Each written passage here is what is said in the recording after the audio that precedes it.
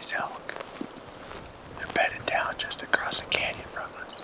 But as we're working down, we're finding all kinds of really fresh elk sign. Like, we're starting to wonder if it isn't another herd somewhere below us that we can't see yet. So we're gonna chill out for a second because these are bedded down. Just kind of watch, let the wind do its thing, and see what happens here. We're in elk though.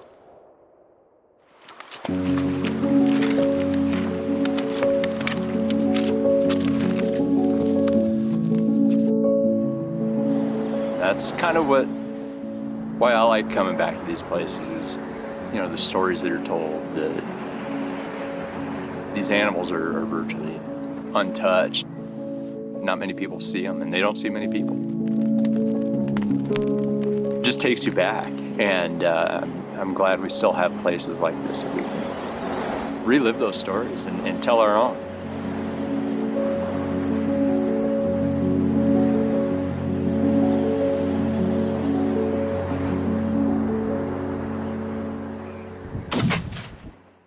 Good morning. We're going back into the same general area that we were in last year. Yeah, we had a good time here last year. There was lots of bucks we didn't have the opportunity to get after, and bulls for that matter. Saw a lot of animals. And so we're hiking in this morning. Brad and Josh Kirshner are behind us. We've got the llamas all packed up for them, ready to go. And so they're gonna come in a few hours behind us, go set camp, and we're gonna hunt this morning. Yeah, we're gonna try and take advantage of the first official day that we're in here, and you know, hopefully we get lucky this morning, and you know, if not, it's not a big deal. It's a cool place, and I'm glad we're back.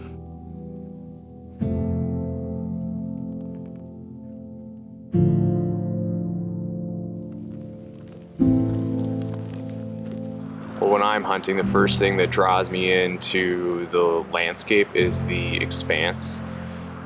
Just in every single direction. When you get up high, it just goes on and on and on forever.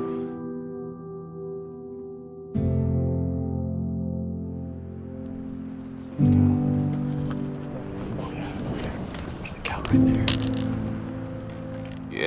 In landscapes like Idaho, which is so vertical, there's such a rugged and jagged country. It takes a lot of endurance. It's sort of a challenge of grit and to just persevere. I mean, you shed all of your layers and you're freezing. There's just howling wind that's cutting through to your bone. And you're hiking up a hill in that with very little clothing because you're sweating, and then you get up to the top, the wind's even stronger. You pile on your warm layers, but you're really just like kind of covering up in your sweat. And there's like it's sort of a suffering, but it's more of like but you enjoy it. So we finally got up to where we wanted to start our hunt today, and a little later than we wanted to, but the temperatures really started to drop, and now the wind has picked up. When we got to this little rock outcrop, I told Brian, I'm like, oh, holy crap, there's an elk over there. Saw a butt, and then moments later we saw a broadside bull elk.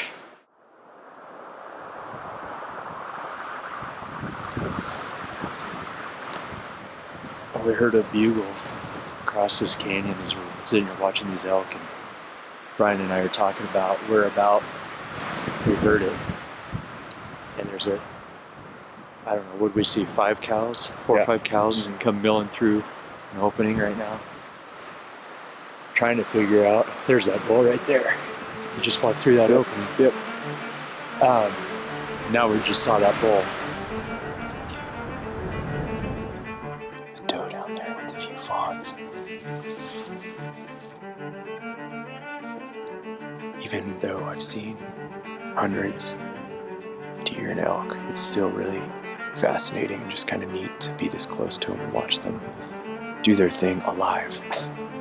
You know, you get close to bucks when they're down, but it's just kind of neat to see what they're like when no one's bothering them. The kind of interesting thing about hunting that's different than just like hiking is you have intimate moments like this. I mean, you'll just sit for hours and just see what really happens in the woods. For mule deer will just come by, browsing, doing their own thing, nipping at each other. It's just kind of fun. I don't know, it never gets old. We're gonna work this tree edge, see what the wind is doing down in this canyon that these elk are in. And it looks like they're going into some timber. They might be bedded down, but as cold as it's getting, who knows? I mean, they could just be milling around. Yeah, We'll get down in there, reassess, and then see what we can put together. There's about a dozen or so too, maybe a spike. Yeah. Yeah. I'm not shooting a spike the first day. I'm not sure. I'll shoot a spike the second day, but not the first day. One of the things that kind of plays into why we pick these wild, remote places is, I think for me, it's like more about like going back to or living those stories that the old timers talk about, right? Like, you know, not seeing other people. In a way, you're kind of living that mountain man type lifestyle. Those highest elk we saw were walking right there. What do you think? Yeah, that's fine. So just follow this ramp. I think. Yeah. We were kind of taking a snooze, and we heard that elk bugle, so we think we know kind of where he is, so we're going to try to flank him.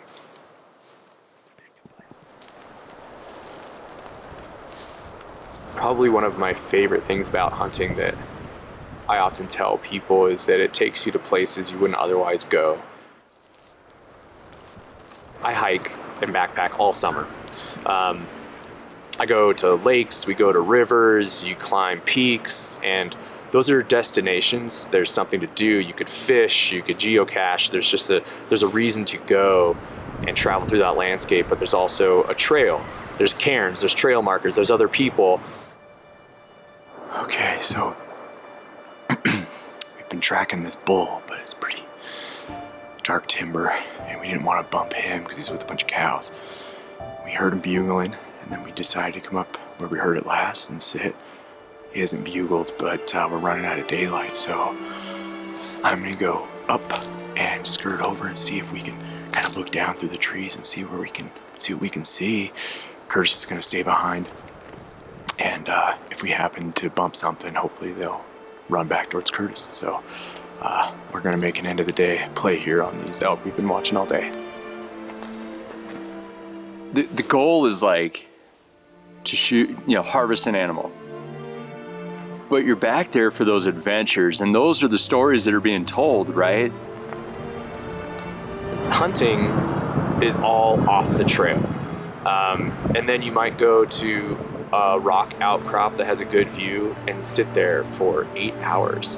And there's really no other recreational outdoor activity where you have that, you work so hard and then just sit and be still and really see the forest or the rangeland, wherever you are, for what it really is and what it's like in its day to day.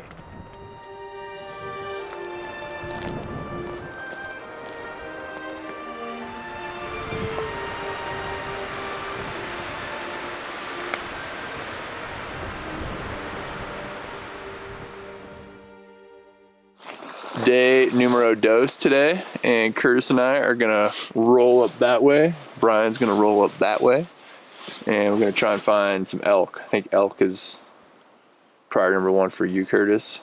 I don't have an elk tag this year here, so like I'm just like support crew.